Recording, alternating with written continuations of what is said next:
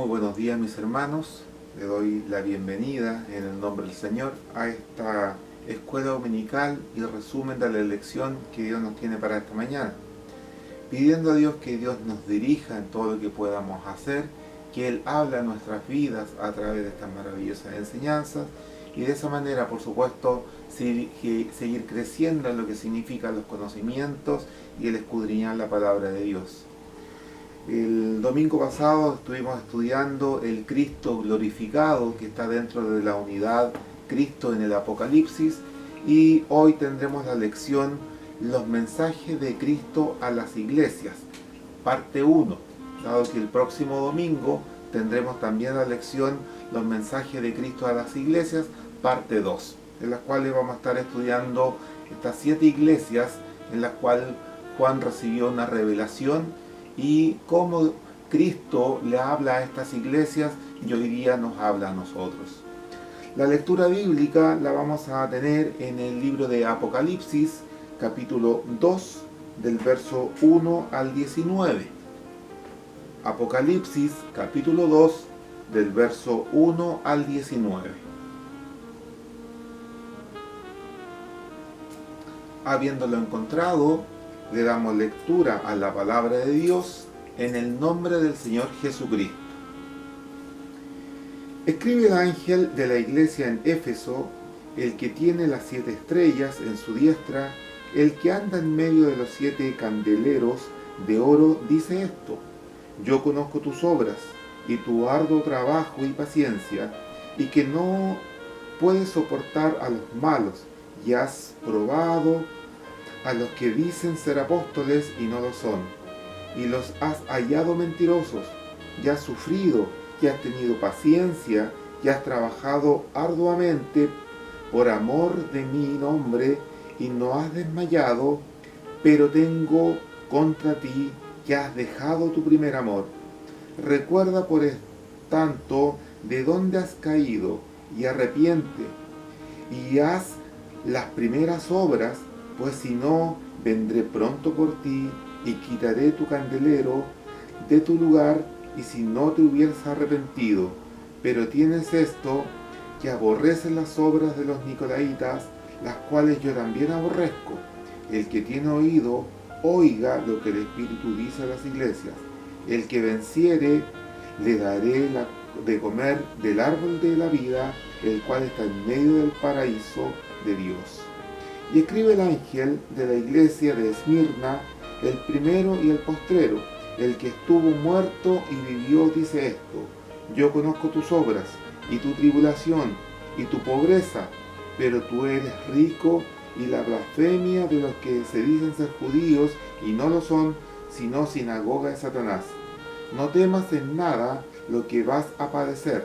He aquí, el diablo echará a alguno de vosotros en la cárcel, para que seáis probados, y tendréis tribulación por 10 días. Sé fiel hasta la muerte, y yo te daré la corona de la vida. El que tiene oído, oiga lo que el Espíritu dice a las iglesias.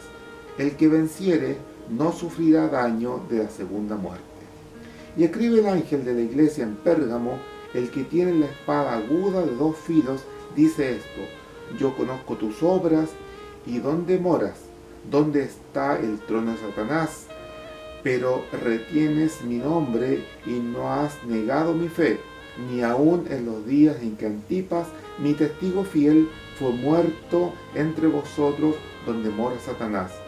Pero también unas pocas cosas tengo contra ti, que tienes ahí a los que retienen la doctrina de Balaam, que enseñaba a Balac a poner tropiezo ante los hijos de Israel, a comer de cosas sacrificadas a los ídolos, y a cometer fornicación.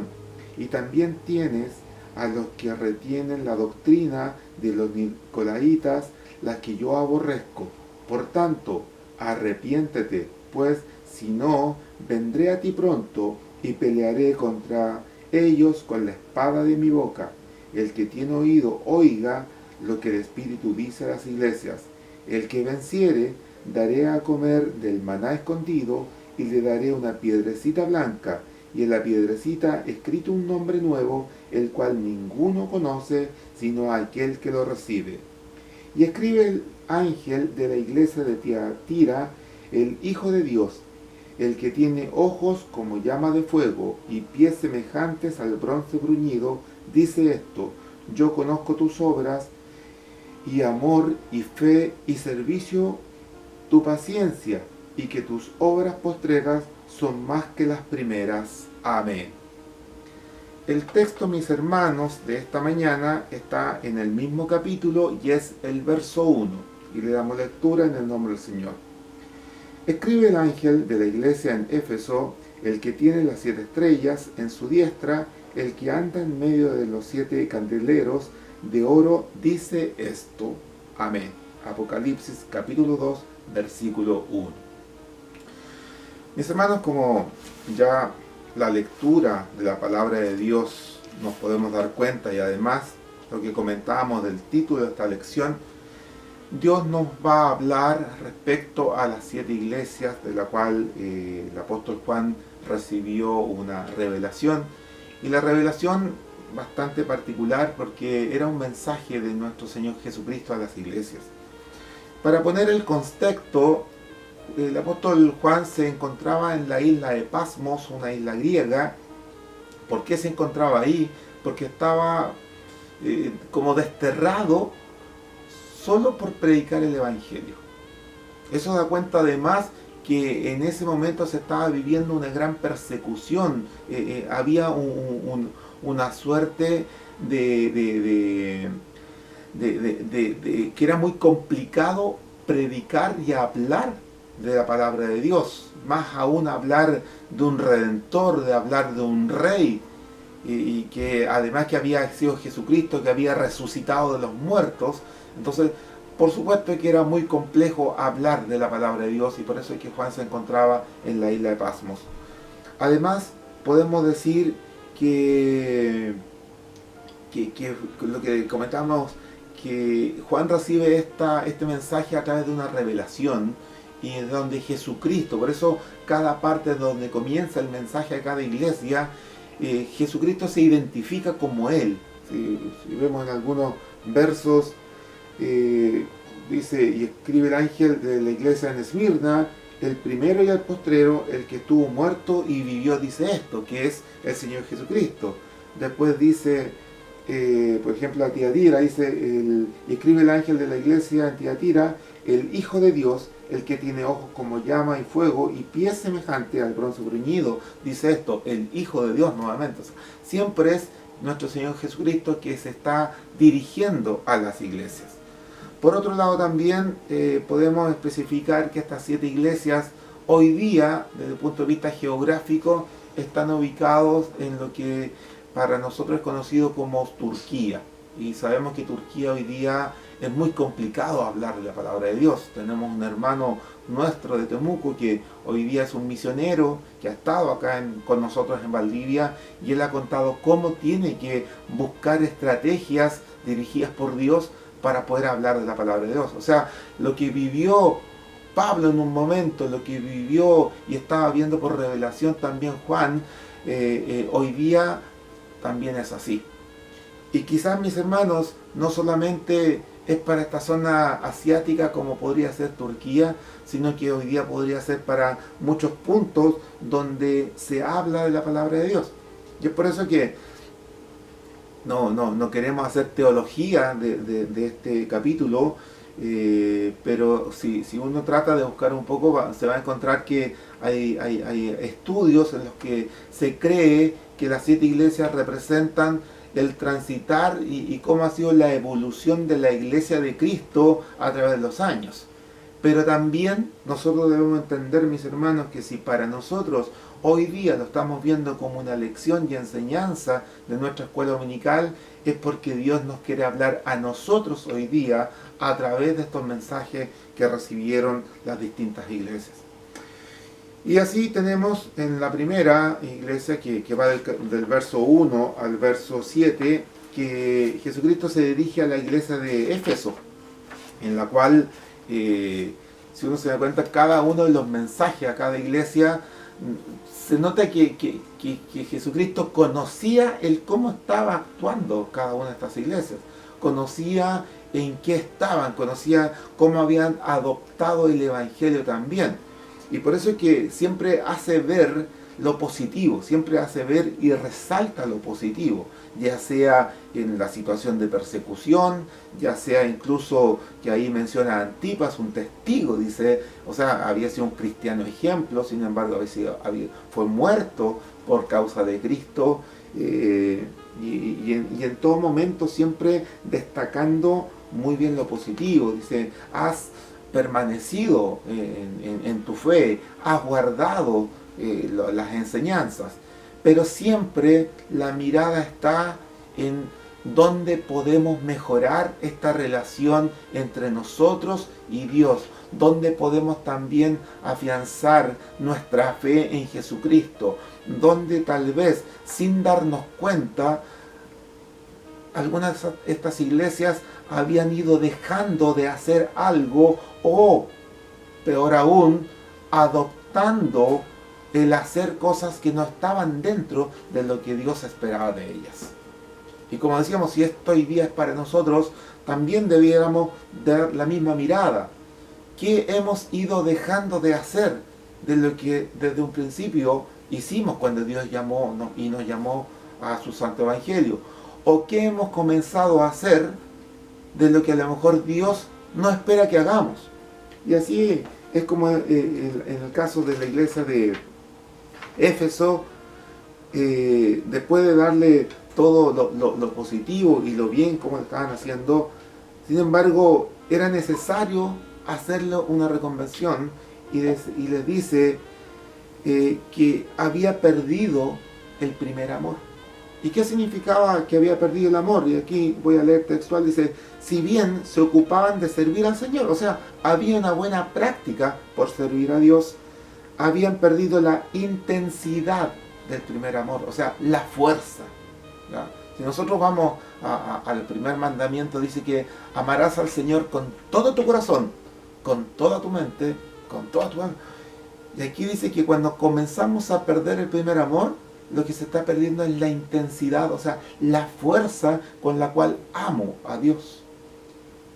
Y eso, dicho en otra forma, dice que efectivamente tenían doctrinas correctas, eran vigilantes en la pureza, pero de una u otra manera se estaba perdiendo el celo respecto a las cosas de Dios. O sea, cuando comenzamos a perder el primer amor, mis hermanos, comenzamos a perder el celo de lo que significa servir a Dios. Y el celo, desde un punto de vista positivo, es justamente el permitir cosas que no van a agradar a Dios. Es como cuando en una pareja existe el celo desde el punto de vista sano. Siempre uno va a tener el cuidado por su pareja, y cualquier cosa va a estar ahí ayudándola para que no vaya a caer en alguna falta. Pero cuando no está el celo, podemos comenzar a permitir cosas porque se va perdiendo el amor. Con la relación con nuestro Dios, con Jesucristo, es lo mismo.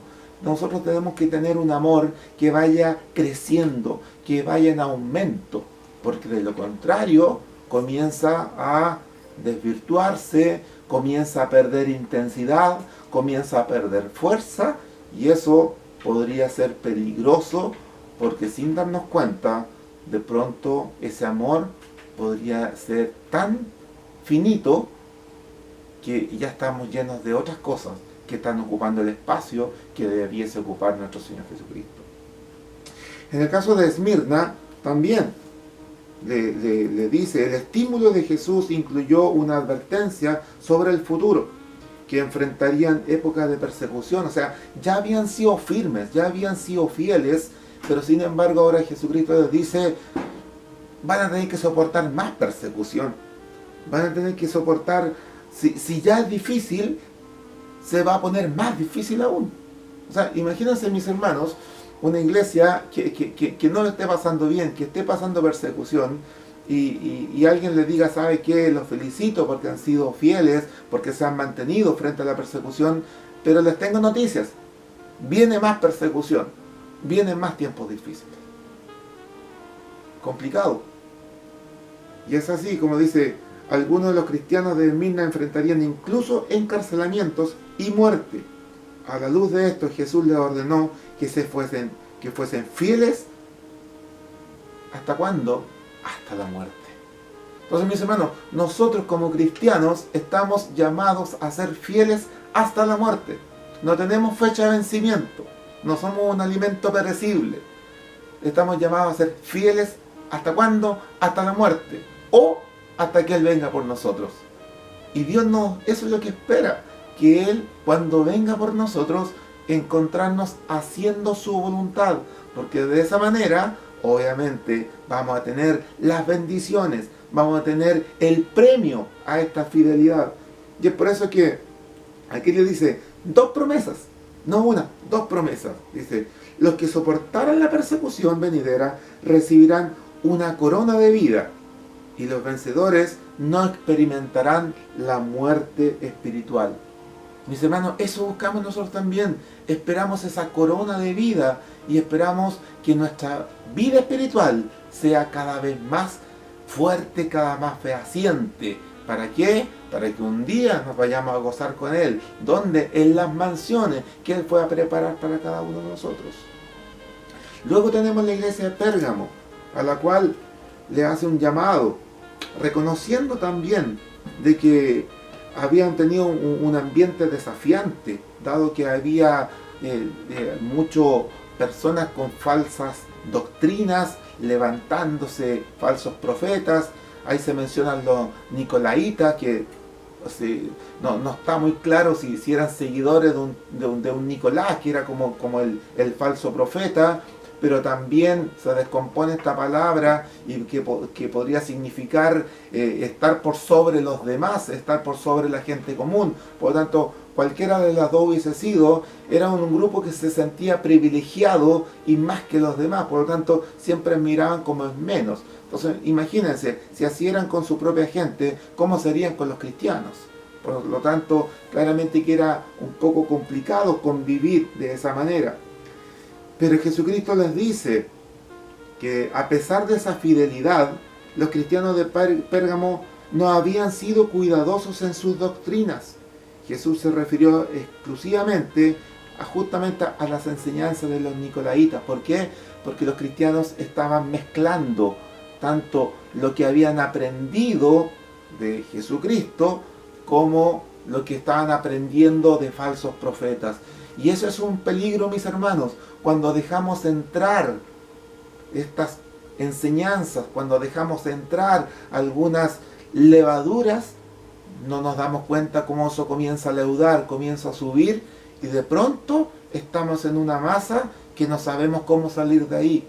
Lamentablemente, mis hermanos, tenemos testimonio que en nuestra propia iglesia ha pasado de hermanos que habían sido enseñadores de la palabra de Dios y de la noche a la mañana se ven involucrados con falsas doctrinas y que uno no se podría explicar cómo pudiesen llegar ahí, pero el cómo lo podemos ver con las otras iglesias, perdiendo el primer amor y no siendo fieles. Por eso es que esta secuencia hoy día es para nosotros, para poder tratar de aferrarnos a lo que Jesucristo les pide a cada una de estas iglesias, pero también aferrarnos a la promesa que hay si uno se mantiene en lo que Jesucristo nos pide. Y Jesús les dijo una advertencia a los creyentes de Pérgamo: si no regresaban a la santidad, Jesús lucharía con ellos con la espada que vio Juan en la revelación. ¿Y cómo era esa espada? Como dice el versículo 12, y escribe el ángel de la iglesia en Pérgamo, el que tiene la espada aguda de 2 filos. O sea, una espada aguda y de 2 filos. Entonces Dios nos ayuda, mis hermanos, para estar y permanecer en lo que Jesús pide, que en este caso era alejarnos, no tomar estas enseñanzas que no son venidas de la palabra de Dios, sino que son de falsos profetas, no mezclar enseñanzas, sino que mantenernos en una sola doctrina, que es la verdadera, que es la palabra de Dios. Y, como decíamos, toda solicitud de Jesucristo tenía una recompensa, y en este caso dice: sin embargo, Jesús también tenía una maravillosa y noble promesa que tenía relación con el maná y con una piedrecita. O sea, decía que con el maná escondido. ¿Y qué es lo que fue el maná para los israelitas? Fue pan caído desde el cielo. O sea, palabra espiritual, alimento por parte de nuestro Dios. Y esa piedrecita, dice que una piedrecita blanca con un nombre nuevo y que nadie conoce. Y dice que Dios a nosotros nos pondrá un nombre nuevo. Entonces, esa es promesa para mí hoy día, promesa para usted también, mis hermanos. Y la última iglesia que está en esta parte 1, está la iglesia de Tiatira, en la cual también los cristianos habían permitido descuidadamente enseñanzas falsas, donde aquí se había levantado una falsa profeta, una mujer tipo profetisa llamada Jezabel, donde también habían admitido parte de estas enseñanzas. Y mis hermanos, eso es el cuidado que debemos de tener. Hoy día tenemos a través de internet, televisión, radio y muchas otras formas, como hay, gracias, por un lado podríamos decir gracias a Dios, que la palabra de Dios se está difundiendo a través de estas vías, pero tenemos que nosotros tener el discernimiento espiritual, qué es lo que es de Dios, qué es lo que es realmente basado en la doctrina del Evangelio. Y mis hermanos, Dios nos ayude, porque a veces sin tener la intención de acudir a falsas doctrinas, podríamos estar escuchando, podríamos estar leyendo o incluso citando algo que no es de nuestra sana doctrina, como es la palabra de Dios. Por eso, mis hermanos, tenemos que pedirle la dirección a Dios. Es bonito escuchar mensajes, es bonito acudir a estos medios, pero pidámosle la dirección a Dios, que Dios nos dé el discernimiento, qué es lo que nos conviene, para que eso es lo que realmente alimente mi vida espiritual, alimente y nos dé el crecimiento que necesitamos. El llamado para esta iglesia de Tiatira era sencillo y directo. Dice: lo que tenéis, retenerlo hasta que yo venga. Aunque actualmente estaban sufriendo, excluidos por los vecinos, tentados por amigos, tenían esperanza que Jesús regresaría y, por supuesto, los encontraría a la vida. Para nosotros también el llamado es el mismo. Retengamos lo que tenemos, mis hermanos. Retengamos lo que hemos recibido. Un día recibimos este evangelio. Un día, si vamos a la primera iglesia de Éfeso, recordemos de dónde nos sacó Dios, quiénes éramos, cómo logró ese cambio en nuestras vidas, cómo éramos cuando recién recibimos este evangelio, cómo estábamos cuando teníamos ese primer amor, cómo no nos importaba el tiempo, no nos importaban los horarios, no nos importaba que teníamos que caminar, no nos importaba la lluvia, ahí estábamos alabando. Pero de a poquito vamos perdiendo el primer amor y ya nos empieza a interesar el reloj, nos empieza a interesar los trechos largos, nos empieza a darle más importancia a las lluvias, a muchas cosas. Mis hermanos, pidamos a Dios que Dios devuelva el primer amor a nosotros. Pidámosle a Dios que Él nos dé la capacidad para soportar cualquier persecución, cualquier cosa que venga a la iglesia. Dios nos mantenga firme, que la fidelidad en Dios y en lo que hemos creído esté en nosotros. Dios nos ayude, mis hermanos, para rechazar cualquier doctrina, por bonita que parezca, por atractiva que parezca, por similar que parezca. Dios nos da el discernimiento para rechazar esas doctrinas, que lo único que pueden hacer es alejarnos de lo que realmente nos conduce a la vida eterna. Mis hermanos, Dios nos ayude para que esta enseñanza permanezca en nuestras vidas y nos ayude a poder seguir creciendo como hombres y mujeres cristianos, alabando y bendiciendo el nombre de Dios, reconociendo que es el verdadero, el único Dios, y que el Señor Jesucristo fue quien dio su vida por nosotros para rescatarnos de donde estábamos perdidos, para rescatarnos de allí de la muerte y traernos a la vida eterna. Para Dios honra y gloria, y pediremos a Dios que Él nos ayude para que esta palabra quede en nuestras vidas. Padre amado, muchas gracias te damos por esta lección que tú nos das en esta mañana, pidiéndote, Padre, que nos ayudes para poder tomar este mensaje que a lo mejor en el antiguo tiempo fueron para distintas iglesias. Hoy día queremos tomar esta enseñanza, queremos tomar este mensaje entregado por nuestro Señor Jesucristo a través del apóstol Juan. Hoy día sea para nosotros, Padre bendito. Permítenos el poder disfrutar de esta bendición, el poder abrazar estas enseñanzas, Padre amado, y de esa forma también mantenernos fieles para que así también alcanzar estas bendiciones, estas promesas entregadas por nuestro Señor Jesucristo. Ayúdanos, Señor, para que de esa forma también, y a través de esta escuela dominical, podamos también aprender más de ti. En el nombre de Jesús. Amén. Mis hermanos, para Dios honra y gloria, y no se olviden, próximo domingo a las 11 de la mañana estará la segunda parte de esta lección. Todos invitados.